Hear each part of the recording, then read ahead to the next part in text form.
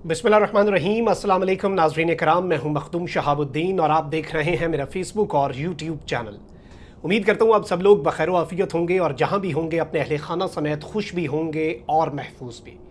नाज़रीन कराम, लाहौर के अंदर 2 रोज़ा आसमा जहांगीर के नाम से और आसमा जहांगीर की याद में मुनक्किद होने वाली कॉन्फ्रेंस इख्तिताम पजीर तो हो गई, लेकिन मुल्क दुश्मन, रियासत दुश्मन और यहाँ तक कि फ़ौज मुखालिफ बयानियाँ और एंड पर किस तरह से नवाज़ शरीफ ने बगावत की बुनियाद रखी है, मुल्क के अंदर अनारकी की बुनियाद रखी है। और इस सब के अंदर 2 दिन से लगातार नवाज़ शरीफ की तकरीर से पहले एक माहौल बनाया जा रहा था, ग्राउंड सेट किया जा रहा था। अली अहमद कुर्द की तकरीर हो या उसके बाद हामिद मीर की इंतहाई ख़तरनाक तकरीर, जिसमें जनरल फैज़ नहीं बल्कि जनरल कमर जावेद बाजवा पाकिस्तान के सिपा सालार और पाकिस्तान के आर्मी चीफ को खुले अल्फाज में एक बदतरीन अंजाम की धमकी हामिद मीर ने दी। मैं क्लिप आपके सामने चलवाऊंगा। उसके अलावा मोहसिन दावड़, जो कि इससे पहले मुल्क मुखालफत में किसी से ढका छुपा नहीं है, उसने इस कॉन्फ्रेंस के अंदर पाकिस्तानी आइन के हवाले से क्या बातें कही हैं,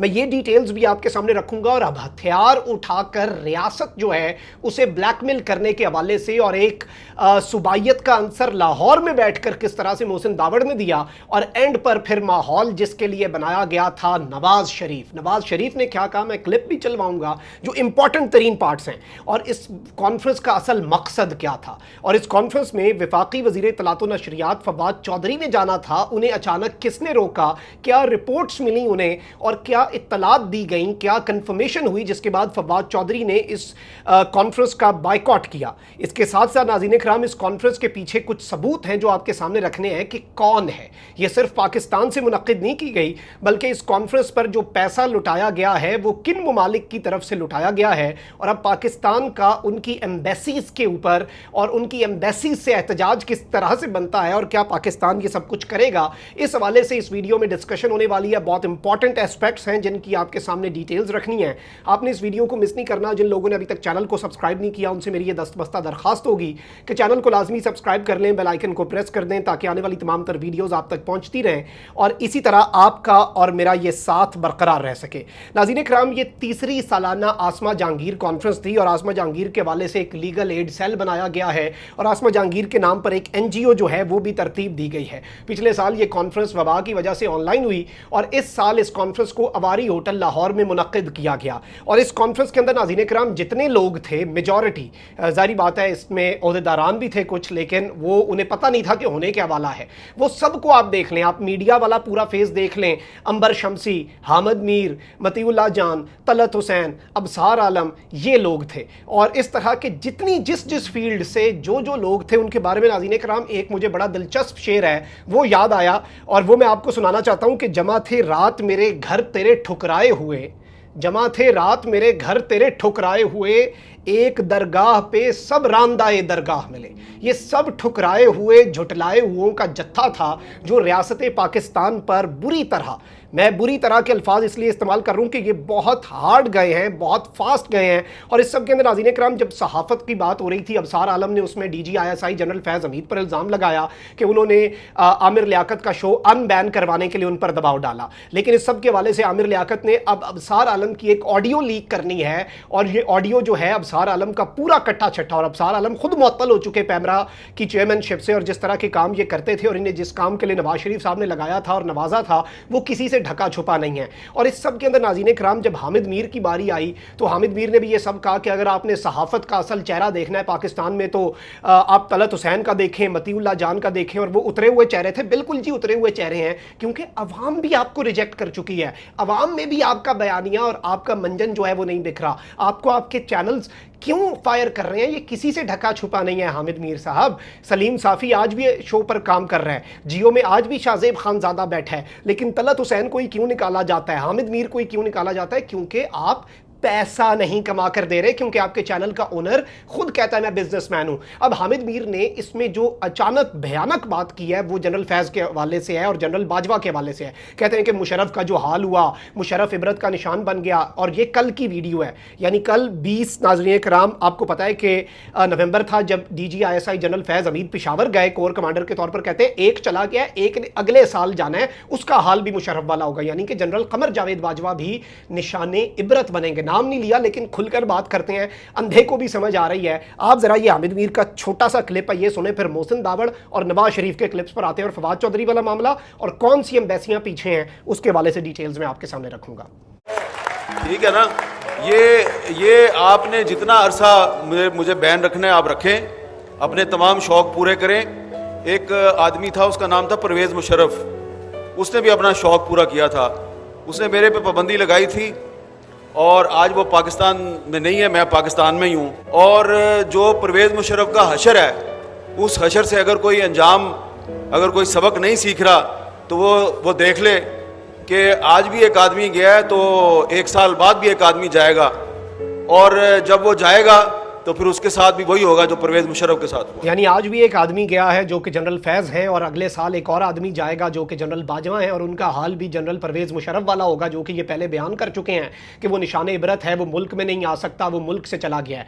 ये कहना है आज़ादी सहाफ़त के नाम निहाद अलमबरदार हामिद मीर का, जिसे जब पाकिस्तानी TV से बैन किया गया तो अगले दिन वो द प्रिंट भारतीय जरीदे में आर्टिकल लिखता है, जिसके पास आज तक शहाब लीक्स के अंदर जब मैंने बताया कि हामिद मीर का पेज भारत से चल रहा है, उसका जवाब नहीं था, लेकिन इनके पास इस तरह के इल्जामात जो हैं वो लगाने की हिम्मत है। अब मोहसिन दावड़ जो है नाज़रीन इकराम, उसने बड़ी खतरनाक बातें की। उसने पाकिस्तान का आइन जो है, कॉन्स्टिट्यूशन, जो सबसे मुकद्दस चीज़ है, जिसके आगे फौज, सुप्रीम कोर्ट सब जो हैं वो सरेंडर करते हैं, और अल्लाह की हुक्मरानी के बाद पाकिस्तान में पाकिस्तान का आइन जो है वो किसी के आगे नहीं झुकता सिवाय कुरानी अहकामात के। ये पाकिस्तान का आइन कहता है, और उसे फसाद की जड़ का है, और ये इस तरह से अनकॉन्स्टिट्यूशनल और ये बगावत के ज़ुमरे में नाज़रीन कराम चीज़ें आती हैं। इसके अलावा इसने ये बातें की कि जी यहाँ पर पंजाबी जो हैं वो जब रोड्स पर आते हैं तो एस्टैब्लिशमेंट उसे बर्दाश्त नहीं कर सकती। अगर खादिम रिजवी जो है उनके साहबजादे को छोड़ा गया तो हम भी हथियार उठाएंगे, हम भी ये करेंगे, हम भी वो करेंगे, और ये खुले अल्फाज में रियासत पाकिस्तान जो है उसे धमकी दी गई है